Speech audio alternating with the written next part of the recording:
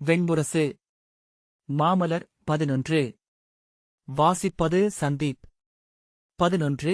தொலைமலர். எல்லைக்குள் நிற்றல். அந்தச் சுற்றொடர் மிக பாதுகாப்பாக உணரச் செய்கிறது என்றாள் திருபதி. அரசு சூழ்தலை கற்ற நாள் முதல் நான் உணர்ந்த ஒன்று. மானுடர் பேசிக்கொள்வதனைத்துமே எல்லைக்குட்பட்டவைதான். சொல்லுக்கு முன்னரே இருவரும் ஆடும் களம் எல்லை கொண்டு விடுகிறது. அவ்வெல்லைதான் அனைத்துச் சொற்களுக்கும் பொருள் விரிவை அளிக்கிறது. எல்லை குறுகுந்தோறும் சொற்கள் எடைமிகுந்து தெய்வச் சிலைகள் போல் அலகிலாத ஆழம் கொண்டு அச்சுறுத்தத் தொடங்கிவிடுகின்றன.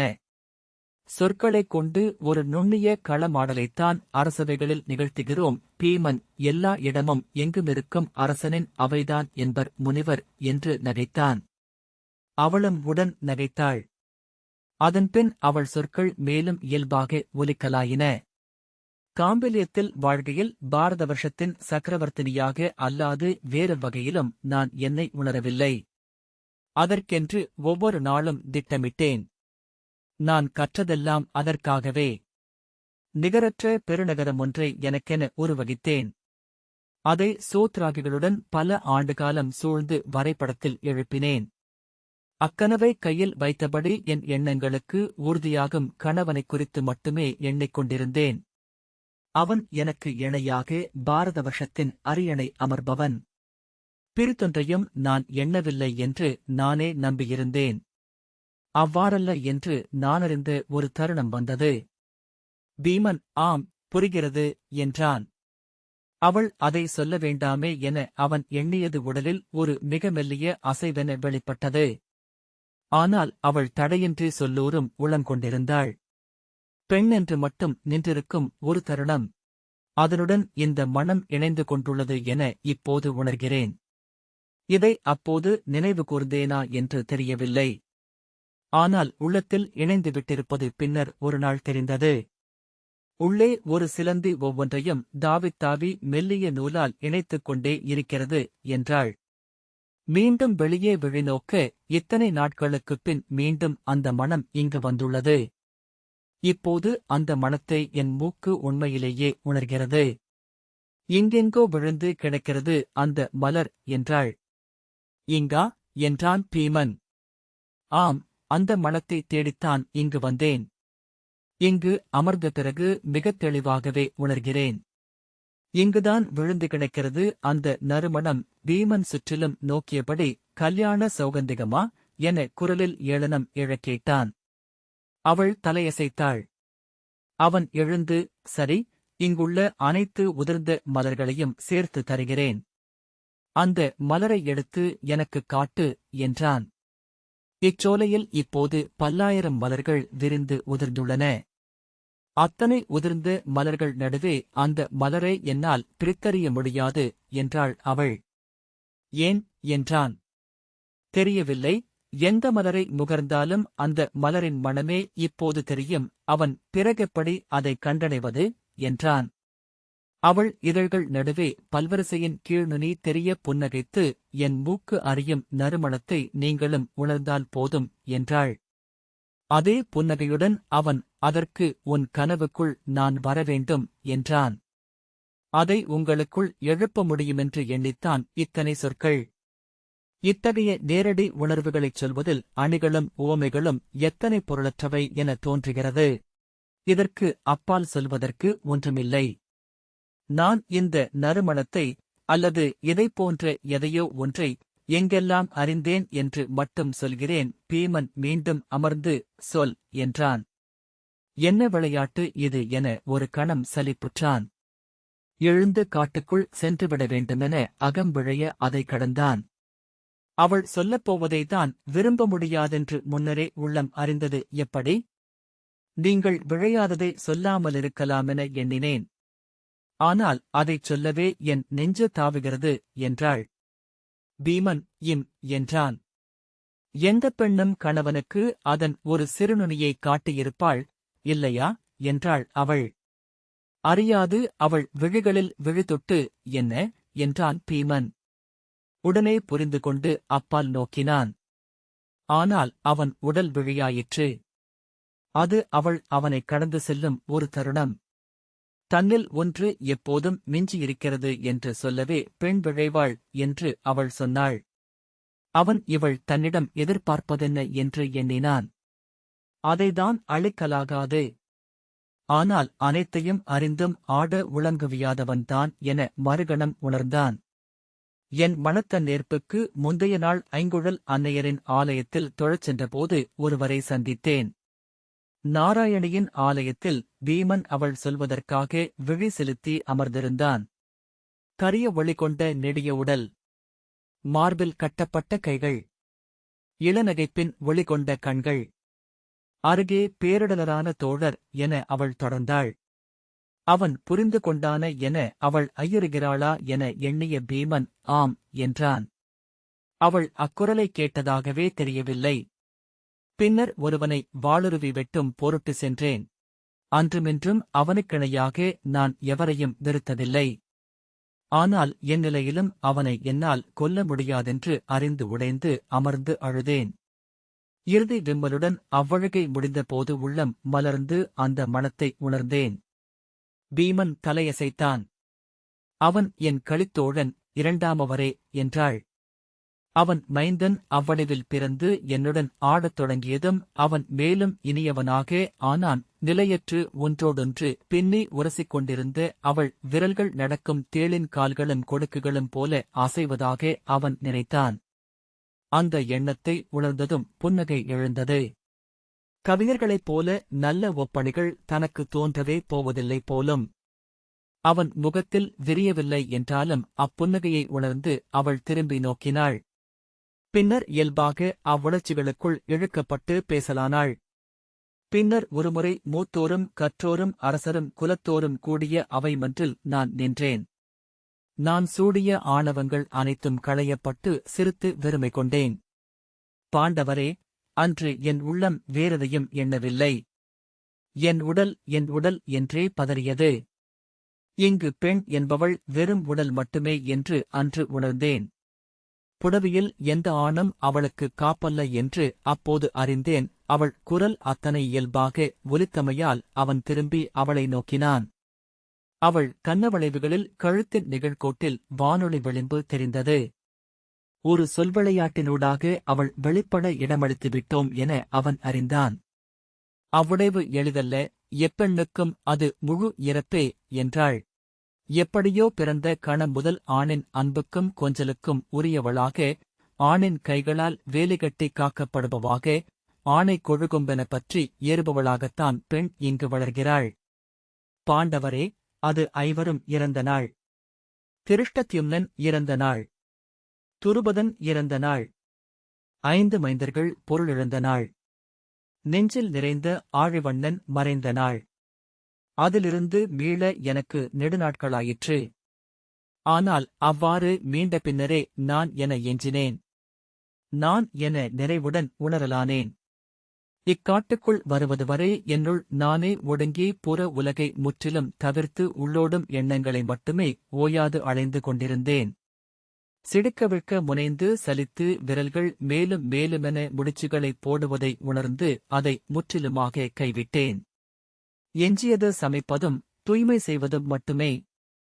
ஆடைகளைந்து காட்டுச் சுனைகளிலும் ஆறுகளிலும் நீராடுகையில் மட்டுமே புரியாத விடுதலையொன்றை உணர்ந்தேன். எளிய செயல்களில் மூழ்க முடிந்தமை எனக்கு மோதநெயர் அளித்தாளே. சமையல் என்பது மீண்டும் மீண்டும் ஒன்றே.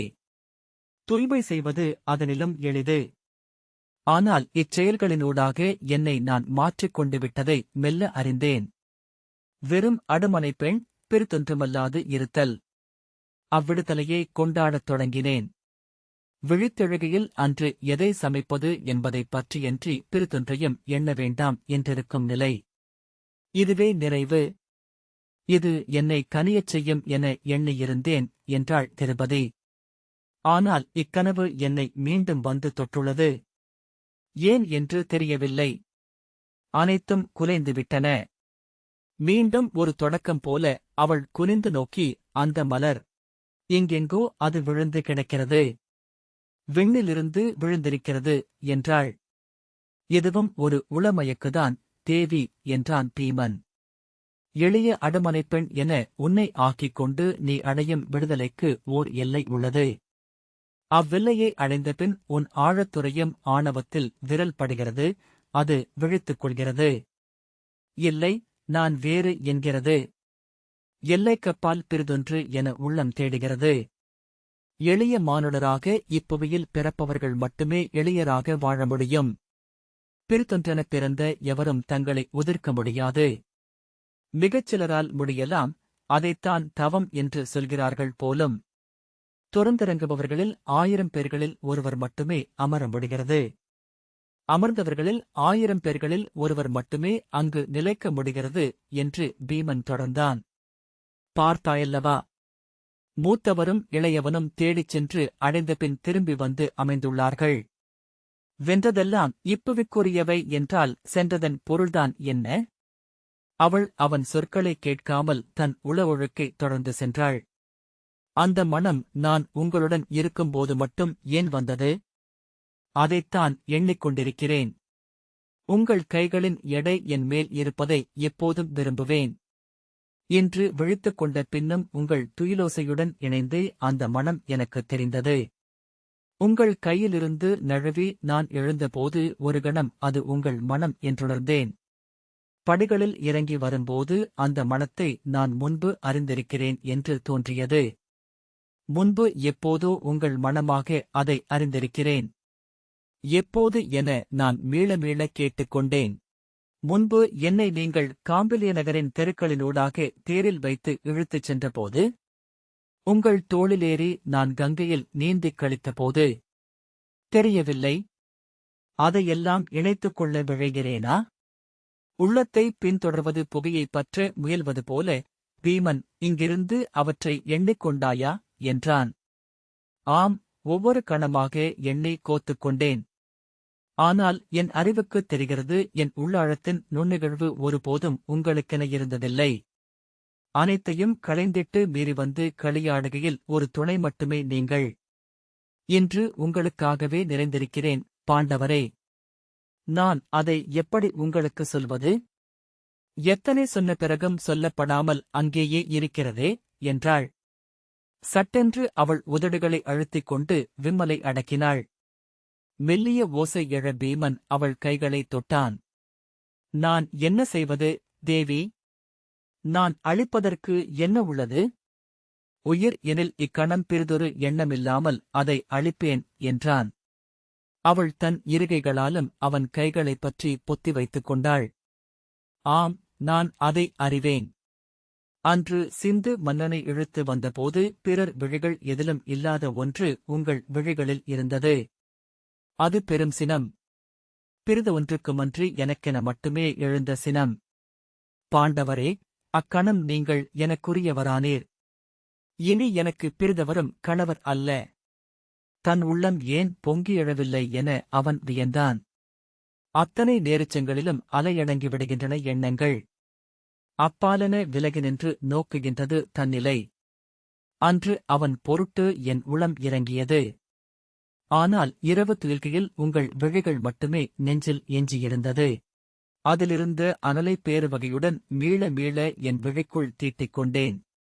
நாட்கணக்கில் ஒரு கணம் கூட விடாமல் அதைப் பற்றி எண்ணிக்கொண்டிருந்தேன் என்று சொன்னால் ஒருவேளை நம்ப மாட்டீர்கள். நீள்மூச்சுடன் நெடுங்காலம் ஆயிற்று பாண்டவரே. அப்படி பிறிதொன்றை எண்ணியும் விலக்க முடியாமல் முற்றிலும் இழந்து எண்ணிக்கொண்டிருக்கும் நிலை வாய்த்து என அவள் சொன்னாள். ஒரு கணத்தில் அத்துன்பத்தை எண்ணிச் சலித்து சினம் கொண்டேன். என்ன இது? மீண்டும் ஒரு துயரை. பெண் போல என்று கசந்து என்னையே கடிந்து கொண்டேன். பின்னர் தோன்றியது, பெண்ணென்றும் பேதையென்றும் இருக்கும் நிலை வாய்த்தது நல்லோழல்லவா என்று. எண்ணே கரையவும் நினைந்து விழிநீர் மல்கவும் ஒன்று எஞ்சியிருப்பது மூதன்னையர் கொடை போலும். பீமன் ஏதோ சொல்ல நாவெடுத்து சொற்களில்லாமல் தலையை மட்டும் அசைத்து நாம் என்றான். அவள் பெருமூச்சு விட்ட ஓசையில் அவன் சொல் கரைந்தது. மீண்டும் உதடசைய அவள், போதும், நாம் இதையெல்லாம் பேச வேண்டாம். பேசும்தோறும் எளியவையாகின்றன. இவ்வுலகைச் சார்ந்தவையாகின்றன. இவை இப்படியே மானுடர்க்கரிய பிறிதொரு வெளியில் கிடக்கட்டும். எந்த அறிவாலும் எடுத்து கோக்கப்படாமல் அப்படியே சிதறி பறந்திருக்கட்டும் என்றாள். ஆம் என்று அவன் சொன்னான். அப்பேச்சை முடித்துவிட விரும்பினான். அவள் மீண்டும் சுற்றிப் பார்த்து, இப்போது நன்றாக உணர்கிறேன் அந்த மணத்தை என்றாள். எத்திசையிலிருந்து என்று அவன் கேட்டான். அதை சொல்லத் தெரியவில்லை. என்னைச் சூழ்ந்து காற்று வீசும் ஒவ்வொரு திசையிலிருந்தும் வருகிறது. கூர்கையில் அகன்றும் அகல்கையில் கூர்ந்தும் விளையாடுகிறது. உள்ளத்தை குளிர் என சூழ்கிறது. நறுமணம் எத்தனை இனிய நினைவுகளை எழுப்புகிறது என்று எண்ணி வியந்தேன். எங்கெங்கோ நிகழ்ந்து எவ்வண்ணமோ உருமாறிக் கிடக்கும் அத்தனை இனிமைகளையும் ஒரு சரடன கோத்து தனி மாலையாக ஆக்க முடியுமென்றால் அது நறுமணம் மட்டுமே. அவள் புன்னகைத்து, நீங்கள் சொன்ன கதையின்படி இது என் கன்னிமையின் மணம் என்றாள். நாம் இதை மீண்டும் பேச வேண்டியதில்லை என்றான் பீமன். ஆம், நாம் உள்ளே செல்வோம். குளிர் மிகுந்து வருகிறது என்றபடி திருபதி எழுந்தாள். குழலை பின்னுக்கு தூக்கிவிட்டு குனிந்து ஆடையை சீரமைத்தாள். அவ்வசைவுகளில் மீண்டும் அவள் அறிந்த பெண்ணென்றாவதை அவன் உணர்ந்தான். அவன் நோக்கை உணர்ந்து நிமிர்ந்து புன்னகைத்து, செல்வோம் என்றாள். எடை விலக காற்றில் மெல்ல மிதந்தெழும் பட்டு ஆடை போல அவள் தோன்றினாள். நெடுநேரம் பேசி முடித்த பெண்களுக்குரிய உளவிடுதலை உடலில் எழுகிறது என அவன் எண்ணிக்கொண்டான். ஆடி நோக்கி அணி புனைவது போல. சிறுமியர் முதுமகளென்றும் பாடினி என்றும் பேய்மகள் என்றும் ஆடை கொண்டு மாற்றொரு பூண்டு மகிழ்வது போல. அவள் திரும்பி என்ன என்றபோது எதிர்காற்றில் குழல் எழுந்து பறந்தது. கழுத்தைத் திருப்பி அதை அள்ளிச் சுழற்றினாள். அவ்வசைவில் உளம் அதிர்ந்தபோது அவன் அந்த நறுமணத்தை உணர்ந்தான். ஆம், ஒரு நறுமணம் என்றான். அவள் என்ன என்றாள். நீ சொன்ன மணம்.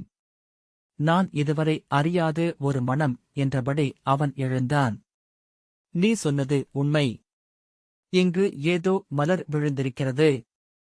காற்றில் வந்து விழுந்திருக்கலாம். அல்லது இக்குரங்குகள் கொண்டு வந்திருக்கலாம் என்றான். அவள் ஐயம் கொண்டு, பாரிஜாதமாக இருக்குமோ என்றாள். இல்லை, ஒரு கணம் பாரிஜாதம் என்றே தோன்றியது.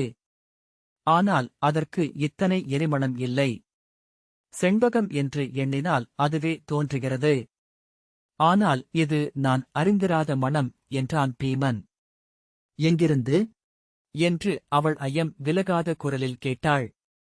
அனைத்து திசைகளிலிருந்தும்தான். ஒரு மலரா? ஒரு மலர் எப்படி அனைத்து திசைகளிலிருந்தும் மணமிழப்ப முடியும்? அவன் பரபரப்புடன் சுற்றிலும் குனிந்து தேடினான். என் விழிகளுக்கேதும் தென்படவில்லை. இப்போது அந்த மணம் மறைந்துவிட்டது. நிமிர்ந்து மூக்கைத் தூக்கி காற்றை ஏற்றான். என் உளமயக்கு என எண்ணத் தோன்றுகிறது. ஆனால் நான் மிகத் தெளிவாகவே அந்த மணத்தை அறிந்தேன் என்றான். அவள் அவன் கைகளைப் பற்றி தன் நெஞ்சில் வைத்துக் கொண்டாள். அந்த மணம்தான் கல்யாண சௌகந்திகம் என்றாள். அவள் கழுத்தில் ஒரு நரம்பு எழுந்து சிறிய முடிச்சுடன் அசைந்தது. மூச்சுக்குழி பதைத்தது. அவன் நகைத்து, கல்யாண சௌகந்திகத்தின் மணத்தை ஆண்கள் அறிய முடியாது என்று தொல்கதைகள் சொல்கின்றன என்றான். முடியும், மெய்க்காதல் கொண்ட ஆண் அறிய முடியும். ஆகவேதான் தாங்கள் அறிந்திருக்கிறீர்கள் என்றாள். உருகியது போன்ற குரலில், என் நெஞ்சின் நறுமணத்தை இப்புவியில் தாங்கள் மட்டுமே அறிய முடியும் என்றாள். அவன் அவள் கண்களைப் பார்த்து, ஆம் என்றான். பிறிதவரும் அறிய முடியாது என அவள் அவனுக்கு மட்டுமே கேட்கும் குரலில் சொன்னாள். தாங்கள் அறியவில்லை என்பது அவ்வளவு பெரிய தவிப்பை என்னுள் ஏற்படுத்தியது. அறிந்துவிட்டீர்கள் எனும்போது பிறகெப்படி என்று என் உள்ளம் துள்ளியது. தாங்கள் அறிய